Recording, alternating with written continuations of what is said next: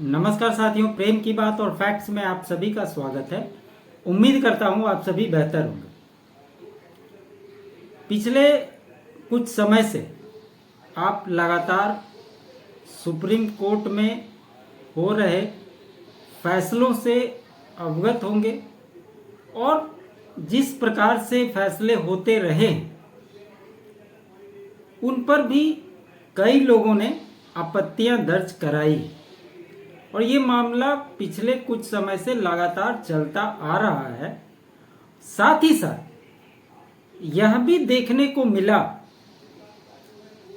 खास करके supreme court में जो बड़े बड़े वकील हैं इस देश के, उनकी मोनोपोली इस प्रकार से रही है कि जब वो चाहते हैं जिस केस में और जिस समय उसके अनुसार उस केस को लिस्टिंग करवाते हैं और उस पर कोर्ट बैठती है, बेंच, और उस पर सुनवाई त्वरित होती है। अगर उन जजों को आप हाई कोर्ट में उसी केस को अगर आप ले जाते हुए देखेंगे तो वो कहीं नज़र नहीं आएंगे, क्योंकि इनकी सारी की सारी मोनोपोली सुप्रीम कोर्ट के अंदर ही चलती है। ये विषय इसलिए उठाना जरूरी था कि बहुत सारी चीज़ों पे आपको भी क्लियरेंस हो जाएगा कि सवाल भले सुप्रीम कोर्ट के जजों पर उठते रहे हैं, लेकिन इससे भी बड़ा सवाल ये है कि जिन बड़ी बड़ी वकीलों की फौज इसको जिस प्रकार से अपने कंट्रोल में रख रही है, यह बात आज सामने आ गई। आज हम बात करने वाले हैं सुप्रीम कोर्ट की इकलौती जज बेला एम त्रिवेदी जी के बारे में। एक्चुअली में ये एक ऐसी महिला जज हैं जो डिस्ट्रिक्ट कोर्ट से एग्ज़ाम देते हुए हाई कोर्ट और उसके बाद सुप्रीम कोर्ट में जज बनी और करीब करीब इनका कार्यकाल 3.5 साल का रहा। इनका रिटायरमेंट 9 जून को होने वाला था, लेकिन कुछ निजी कारणों के चलते 16 तारीख तक इनकी लास्ट ड्यूटी थी और आज वो रिटायर हो गए। तो जनरली आपने देखा होगा सुप्रीम कोर्ट के जस्टिस अभी हाल फिलहाल में सीजीआई खन्ना साहब हुए और भी कई सारे जजों को जब वो रिटायर होते हैं तो उनके लिए एक फेयरवेल पार्टी होती है जो Supreme Court Bar Association organise करता है। लेकिन मज़ेदार बात यह है कि जब जस्टिस बेला त्रिवेदी जी रिटायर हुई तो उनके सम्मान में सुप्रीम कोर्ट बार एसोसिएशन ने फेयरवेल पार्टी करने से मना कर दिया। अब चूंकि जब लास्ट डे होता है तो एक सेरेमोनियल बेंच बैठती है जिसमें जो जज रिटायर हो रहे हैं वो भी शामिल होते हैं, और इस बेंच जब बैठी तो इसमें कपिल सिब्बल भी मौजूद थे। और साथ ही साथ चूंकि कपिल सिब्बल बार एसोसिएशन के अध्यक्ष हैं और जो बार एसोसिएशन की उपाध्यक्ष है रचना श्रीवास्तव, वो भी उसमें उपलब्ध थी। मतलब एक तरफ से ये दिखाने की कोशिश की गई कि देखिए हम इस सेरेमोनियल बेंच जो बैठी है इसमें हम शामिल हुए, लेकिन जूनियर वकीलों ने फेयरवेल पार्टी करने से मना कर दिया। इसे में हम क्या कर सकते हैं? आप इसी से अंदाज लगाइए कि कपिल सिब्बल की हैसियत किस तरह की है और इनकी पकड़ क्यों सुप्रीम कोर्ट में इतनी मजबूत है और ये लोग कैसे सुप्रीम कोर्ट को अपने इशारों पर घुमाते हैं और अपने अनुसार से कई सारे ऐसे फैसले भी होते हैं जिसमें लगता है कि इन लोगों की पहुंच भारी पड़ जाती है। लेकिन बेला त्रिवेदी जी के बारे में कहा जाता है कि बहुत ही फेयर जज रही हैं अपने कार्यकाल के दौरान और बहुत ही सुनिश्चित तरीकों से स्टडी करते हुए किसी केस के जजमेंट को उन्होंने सुनाया है। तो आज इसी बात पे चर्चा करने वाले। Justice Bela Trivedi district court से निकलकर आई थी। 3.5 साल तक सुप्रीम कोर्ट में उनका कार्यकाल रहा था। उनका रिटायरमेंट जून में होने वाला था। मैंने बताया है आपको कि 9 जून को उनका रिटायरमेंट था, लेकिन 16 मई को जब मैं ये वीडियो बना रहा हूँ, आज उनका लास्ट डे था। बार एसोसिएशन का ये कैसा रवैया, इसको लेकर जो अभी के chief justice of India BR Gavai साहब हैं, उन्होंने भी टिप्पणी की और कहा कि ये सही नहीं है। चीफ जस्टिस BR गवई साहब ने जस्टिस बेला त्रिवेदी को सुप्रीम कोर्ट बार एसोसिएशन द्वारा विदाई न दिए जाने पर नाराजगी व्यक्त की। इसे खुले तौर पर निंदा बताया।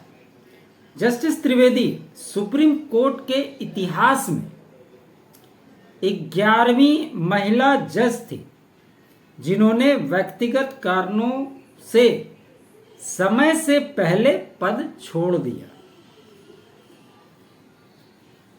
और इस देश में इतिहास की पहली ऐसी महिला जज थी जो डिस्ट्रिक्ट कोर्ट से होते हुए सुप्रीम कोर्ट तक पहुंची। ये भी एक रिकॉर्ड है। इनके बारे में मज़ेदार बात ये है कि जब ये गुजरात डिस्ट्रिक्ट कोर्ट में जज बनी थी, उसी समय उनके पिता भी उसी कोर्ट में जज थे। शुक्रवार को विदाई बेंच का हिस्सा बनी justice Trivedi. News agency PTI के अनुसार सुप्रीम कोर्ट की वेबसाइट पर जस्टिस त्रिवेदी की प्रोफाइल में कहा गया है, यह एक सुखद संयोग था कि जब उन्हें नियुक्त किया गया था तब उनके पिता पहले से ही शहर की सिविल और सत्र अदालत में जज के रूप में काम कर रहे थे। Limca book of Indian records ने अपने 1996 के संस्करण में यह रिकॉर्ड दर्ज किया है कि एक ही अदालत में पिता पुत्री जज रहे। शुक्रवार को जब justice Trivedi CJI BR Gavai की अध्यक्षता वाली विधायी बेंच में बैठी, यह परंपरा जो है सुप्रीम कोर्ट के जज के विदाई के अवसर पर निभाई जाती है। और ये बात जो लगातार मैं कह रहा हूं कि सुप्रीम कोर्ट की जज बेला त्रिवेदी जी को सिर्फ इस बात को कहकर कि इनका रवैया ठीक नहीं था, ये कपिल सिब्बल का स्टेटमेंट, इसके वजह से जो जूनियर वकील थे वो इनसे नाराज थे। तो भैया नाराज थे तो ये तो आज रिटायर हो रही थी, इनको फेयरवेल देने में क्या तकलीफ थी। ये दोबारा फिर तो सुप्रीम कोर्ट और हाई कोर्ट में जज नहीं बन रही थी और ना ही वो प्रैक्टिस कर सकती है, ऐसा कानून में लिखा है। तो फिर क्या तकलीफ था। चूंकि ये हर सत्र को लीड करती हुई सुप्रीम कोर्ट पहुंची थी, इनको कानून की अच्छी जानकारी है। और कहा जाता है कि एक केस में जब फाइल की जाती है, केस की हायरिंग के पहले जो फाइल की जाती है, तो उसमें उन्होंने कहा था कपिल सिब्बल को कि आप इसको सिलसिलेवार ढंग से कॉपी को करके फाइल सबमिट किया कीजिए, इससे कोर्ट का भी समय बचेगा और बाकी कामों पर भी ध्यान दिया जा सकता है।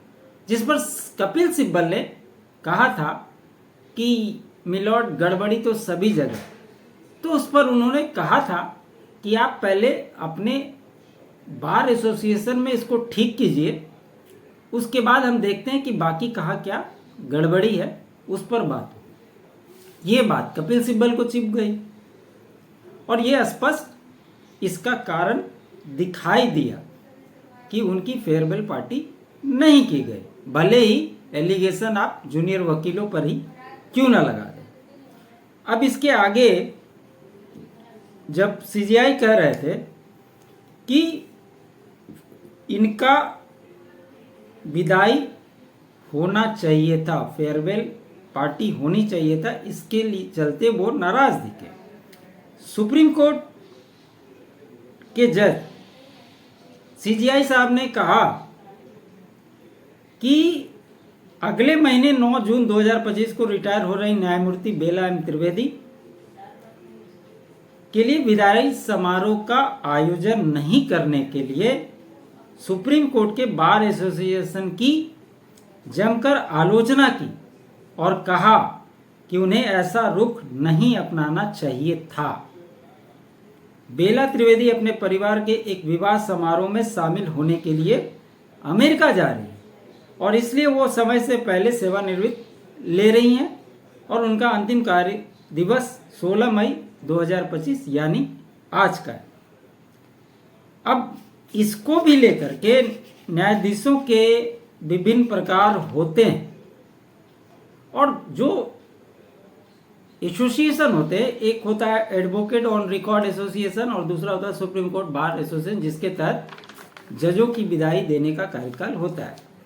आगे सीजीआई ने कहा यहां पूर्ण सदन की उपस्थिति पूरी तरह से सही साबित होती है और यह निर्णय दिया जाता है कि वह एक बहुत बहुत अच्छी न्यायाधीश हैं, लेकिन एसोसिएशन ने यह मौका खोया है।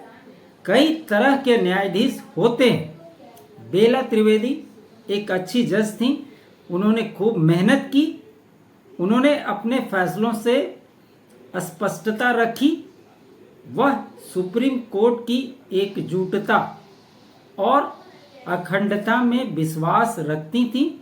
न्यायाधीश मसीह ने भी अपने संबोधन में जज बेला त्रिवेदी की काफी तारीफ की।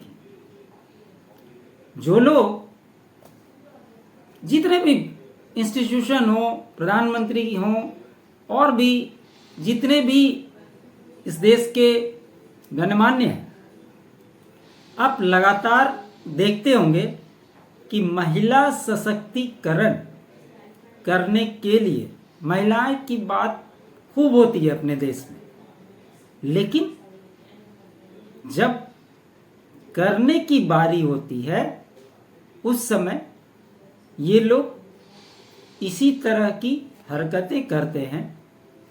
तो कहने और करने में इस प्रकार का फर्क ये बिल्कुल नहीं होना चाहिए और खास करके इस प्रकार के व्यक्ति जो जमीन से जुड़े हुए, इसको कह सकते हैं, जो डिस्ट्रिक्ट कोर्ट से होते हुए सुप्रीम कोर्ट तक पहुंचना एग्जाम देकर और उसके बाद रिटायर होना, यह अपने आप में बहुत बड़ी उपलब्धि है और ये देश की पहली महिला जज थी जो इस प्रकार से यहाँ तक पहुंची। तो क्या ये साबित करने की कोशिश की गई कि जो कॉलेजियम सिस्टम के तहत जस्टिस बनेंगे उनका हम फेयरवेल करेंगे, जो नीचे से आएगा उसका हम कोई वैल्यू नहीं देंगे? और किस प्रकार से इनकी पकड़ इस चीज को दिखाई देती है, ये इसी बात से आप भी अच्छे से समझ सकते हैं। अभी आपने देखा कि जो जस्टिस यशवंत वर्मा के घर पर आग लगी थी और उसमें बोरों से भरे हुए नोटों के बंडल जलते हुए दिखाई दिए, मिला, दोषी करार दिए गए, उनका ट्रांसफ़र हो गया इलाहाबाद हाई कोर्ट में, इंटरनल समिति बैठी, जांच रिपोर्ट आ गई, दोषी पाए गए। उनको जब इस्तीफा देने के लिए कहा गया तो इन्होंने मना कर दिया। उस समय सीजीआई संजीव खन्ना साहब थे। और इसमें भी कोई बड़ी बात नहीं है कि अगर ये इस्तीफा दे देते हैं और इनका जब फेयरवेल करने की नौबत आएगी तो इसमें भी बहुत सारे बड़े बड़े लोग पहुंच जाएंगे। ये भी एक दुर्भाग्यपूर्ण स्थिति है इस देश की। और जिस प्रकार से इन वकीलों की धमक सुप्रीम कोर्ट में दिखाई देती है, कोई भी जज बने वो उस कुर्सी की, उस न्याय की बेहतर तरीके से समीक्षा करते हुए अपना निर्णय दें, यही देश हित के लिए बेहतर होगा। चूंकि ये महिला जज रहीं और इसके बारे में कहीं कोई चर्चा भी नहीं हो रही थी, तो हमने सोचा कि इसके बारे में चर्चा करनी चाहिए। उम्मीद करता हूँ मेरा ये विश्लेषण आपको अच्छा लगा हो। अच्छा लगे तो लाइक ज़रूर कीजिएगा, शेयर कीजिएगा। चैनल को सब्सक्राइब नहीं किया है तो चैनल को अधिक से अधिक सब्सक्राइब कर लीजिएगा।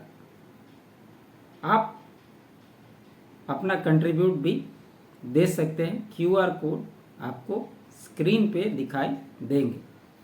मेरे अल्टरनेट चैनल फैक्ट्स पे भी इस वीडियो को आप देख सकते हैं, उसे भी आप अपना सपोर्ट दें, सब्सक्राइब जरूर से ज़रूर करें। आप सभी का बहुत बहुत धन्यवाद।